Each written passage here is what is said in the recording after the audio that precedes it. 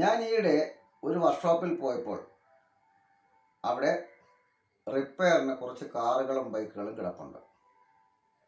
എനിക്ക് തോന്നി ഈ കാറിൻ്റെയും ബൈക്കുകളുടെയും വിവരങ്ങൾ വച്ച് ഒരു ചോദ്യമായാലോ എന്ന്. അങ്ങനെയാണ് ഞാൻ ഇന്ന് ഈ കണക്കുമായി നിങ്ങളുടെ മുന്നിൽ വന്നിട്ടുള്ളത്. ചോദ്യം ആദ്യം നോക്കാം. ഒരു വർക്ക്ഷോപ്പിൽ കാറും ബൈക്കും കൂടി റിപ്പയറിന് 40 എണ്ണമുണ്ട്. അവയ്ക്ക് ആകെ 100 ടയറുകളുണ്ട്. എന്നാൽ കാറുകൾ എത്ര, ബൈക്കുകൾ എത്ര? 4 ഓപ്ഷൻസ് നൽകിയിട്ടുണ്ട്. എ 10 കാറുകൾ 30 ബൈക്കുകൾ, ബി 20 20, സി 5 35, ഡി 15 25.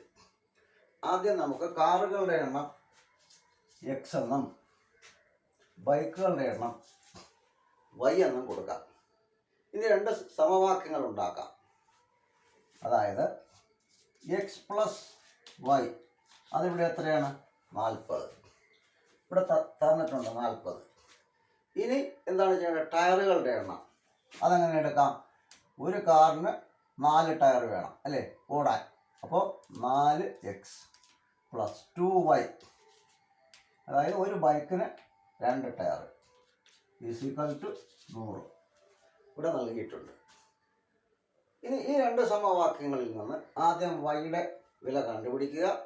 അതിനെ രണ്ടാമത്തെ ഇക്വേഷനിലേക്ക്, രണ്ടാമത്തെ സമവാക്യത്തിലേക്ക് അപ്ലൈ ചെയ്യുക. Then you will get the answer.